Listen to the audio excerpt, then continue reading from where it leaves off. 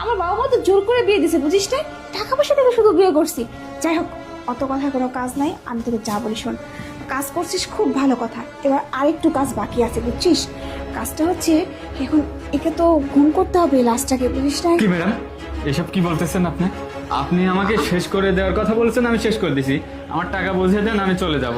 আর এই বাড়িতে আমি কোনোদিন আসবো না। ম্যাডাম শোনেন, আপনার সাথে আমার এই ডিল হয়নি যে এই লাশটা গুম করব, বুঝতে পারছেন? আমি এটা পারবো না ম্যাডাম। আরে থাম থাম, রিল্যাক্স, এত উত্তেজিত কেন হচ্ছিস? আরে বাবা রে, একে তো শেষ করছিস ঠিক আছে, কিন্তু এখন একে বাড়িতে রাখলে তো আমার বিপদ হয়ে যাবে, বুঝিস না? না, এখন ম্যাডাম। একে যেভাবে হোক, শোন, না না করিস না, আমি তোকে টাকা একটু বাড়িয়ে দেবো, তুই আর দুই একজনকে নিয়ে এসে এটা ঘুম করার না ব্যবস্থা কর। ম্যাডাম দেখেন, এটা যদি আমি গুম করতে যাই, যদি কারো কাছে আমি ধরা পড়ে যাও, তাহলে বিশাল সমস্যা হয়ে যাবে, সেখানে কিন্তু আপনিও ফেসে যাবে। যাই হোক ম্যাডাম, আপনার সাথে আমার যে ডিলটা ছিল, আপনার টাকাগুলো আমাকে দিয়ে দেন, আমি সোজা এখানে চলে যাবো, আর ফেঁসে যাওয়ার- জীবনে আসবো না। ফেঁসে যাওয়ার কিচ্ছু নাই, আমি বলতেছি তোকে, শোন, তোর কোনো সমস্যা হবে না, আর কোনো সমস্যা সেটা আমি বুঝে নেবো, আমি টাকা পয়সা সব ম্যানেজ করে ফেলবো, তুই শুধু এই লাস্টটা ঘুম করার ব্যবস্থা কর, তাহলে তো আরো বেশি বিপদে পড়ে যাবো, এটা পচে গন্ধ বের হয়ে যাবে, বুঝিস না? ম্যাডাম যাই হোক, কত দিবেন বলেন? আচ্ছা, তোর সাথে ডিল হয়েছিল, তুই শেষ করে দিলে তোকে 5 লাখ, আর এটা ঘুম করার জন্য আর 5 লাখ, 10 লাখ দিয়ে দিব, যা।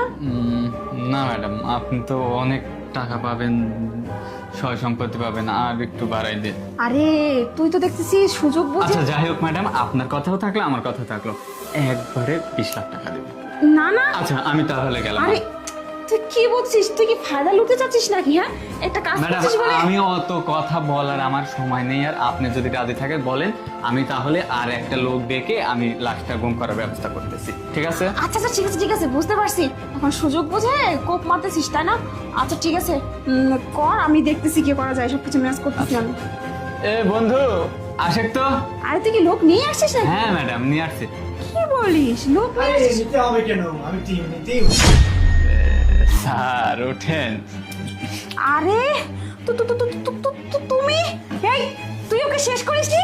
হ্যাঁ, ও ঠিক মতোই আমাকে দোষে বিষ দিয়েছে, ঠিক মতো খাইয়ে দিয়েছে। কেউ দেখি আপনি আরে এই যে ম্যাডাম, এটা আপনি। আরে না, না, আরে কি না, করছিস? না, এই ছাড়। ও, আমি যখন বিষটা খাচ্ছিলাম, কোকটা খাচ্ছিলাম, তখন উঠে বললো, স্যার কোকটা খাবেন না, কোকে বিষ আছে।